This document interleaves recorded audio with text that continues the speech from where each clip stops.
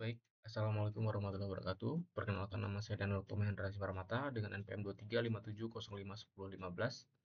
Di sini saya akan membuat video terkait jurnal yang membahas tentang sistem pakar, yaitu judulnya adalah Sistem Pakar untuk Diagnosis Penyakit Tuberkulosis.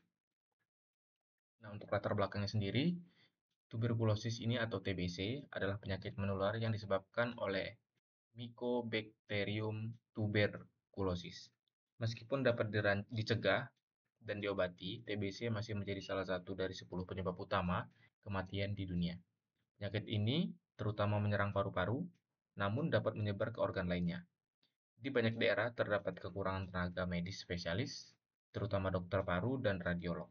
Keterbatasan ini menyebabkan keterlambatan dalam deteksi dini tuberkulosis sehingga meningkatkan risiko penyakit menjadi lebih parah dan penularan semakin lebih luas. Nah, lalu bagaimana mengembangkan sistem cerdas yang dapat membantu dokter mendiagnosis TBC dengan akurat?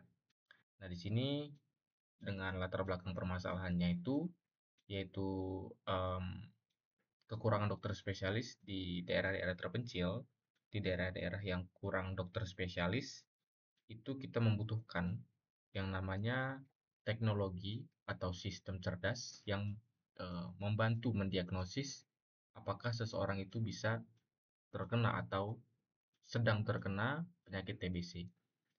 Nah, jadi eh, permasalahan utama yang diangkat dalam jurnal ini yaitu tentang kebutuhan akan solusi berbasis teknologi yang mampu mendukung dokter dalam melakukan diagnosis TBC. Nah, khususnya di daerah yang kekurangan tenaga medis spesialis. Sistem cerdas atau expert system dapat menjadi alternatif untuk membantu meningkatkan ketepatan diagnosis, mempercepat penanganan pasien, serta mengurangi angka kesalahan diagnosis. Nah, jadi tujuan dari pembuatan sistem cerdas ini adalah untuk membantu meningkatkan ketepatan diagnosis, mempercepat penanganan pasien, serta mengurangi angka kesalahan diagnosis.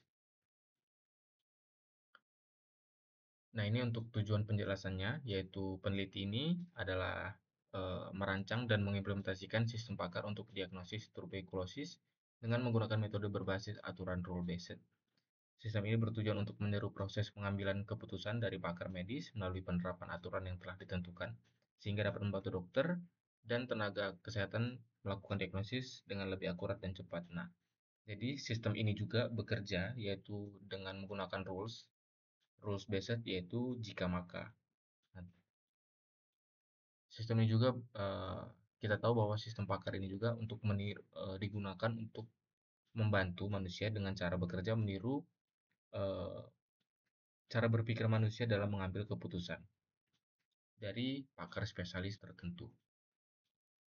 Nah, literatur reviewnya ini atau penjelasan singkat dari sistem pakar, yaitu sistem berbasis komputer yang dirancang untuk meniru proses penelaran seorang pakar dalam bidang tertentu.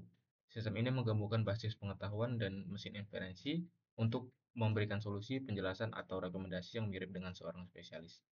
Sistem pakar berbasis aturan bergantung pada seperangkat kaidah jika maka untuk melakukan penelaran dan mengambil keputusan.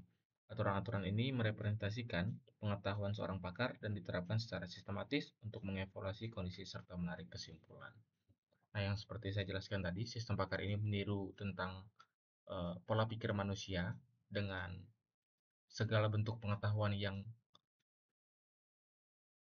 seorang spesialis sistem pakar ini punya gitu. Jadi eh, segala bentuk pengetahuan ini dimasukkan ke dalam komputer dalam bentuk data sehingga komputer nanti dapat menganalisis eh, apakah benar terkena penyakit tuberkulosis ini atau tidak dengan pengetahuan-pengetahuan yang telah diinputkan ke dalam komputer.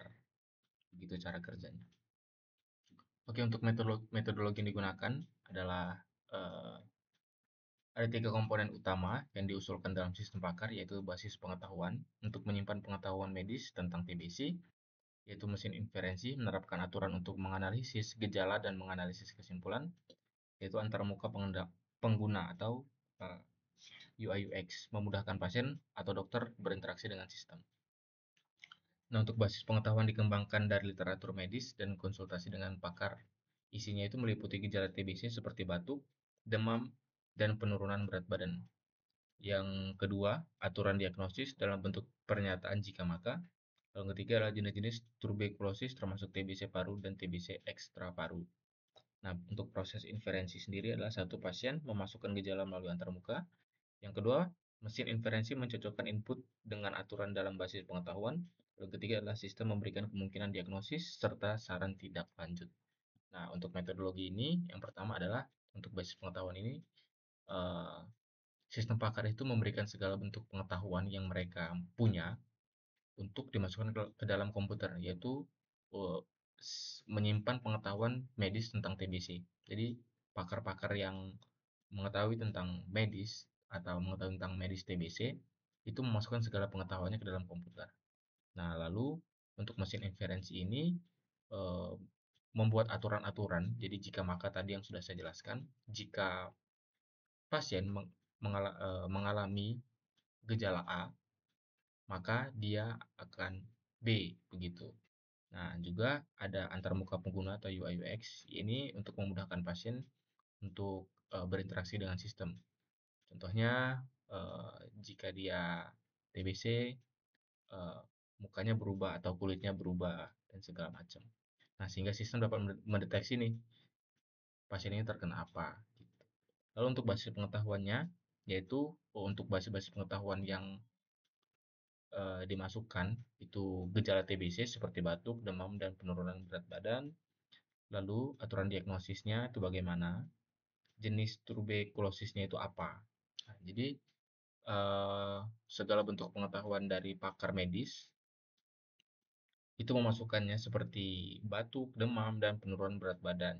Juga aturan diagnosisnya juga dimasukkan, serta juga jenis penyakit tuberkulosisnya itu apa. Lalu proses inferensinya ini, pasien memasukkan gejala melalui antarmuka. Jadi proses untuk eh, pasien atau pengguna ini mengetahui apakah dia terkena penyakit TBC atau tidak, yaitu dengan cara satu, pasien memasukkan gejala melalui antarmuka. Lalu yang kedua adalah mesin inferensi mencocokkan input dengan aturan dalam basis pengetahuan. Yang ketiga adalah sistem memberikan kemungkinan diagnosis serta saran tindak lanjut. Nah, untuk eksperimennya sendiri dilakukan dengan menguji sistem pakar menggunakan data pasien nyata yang diperoleh dari rekam medis. Hasil diagnosis sistem kemudian dibandingkan dengan diagnosis yang dilakukan oleh dokter profesional. Perbandingan ini digunakan untuk menilai tingkat akurasi dan keandalan sistem.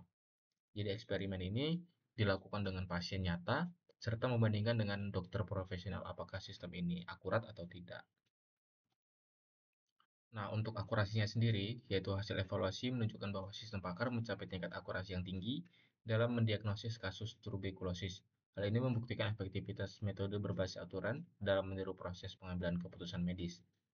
Sistem secara konsisten memberikan hasil yang andal dan pada berbagai kasus pasien. Selain itu, sistem secara signifikan mempercepat waktu yang dibutuhkan untuk diagnosis dibandingkan dengan prosedur manual sehingga lebih efisien untuk praktik medis. Sistem pakar secara konsisten memberikan hasil yang serupa pada berbagai kasus uji, sehingga membuktikan keandalannya.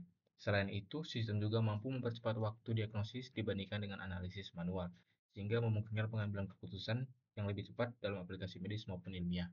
Nah, jadi dengan tingkat akurasi yang telah diuji berkali-kali dengan pasien nyata, ternyata sistem ini memiliki tingkat akurasi yang tinggi dan membuktikan efektivitas metode berbasis aturan dalam meniru proses pengambilan keputusan.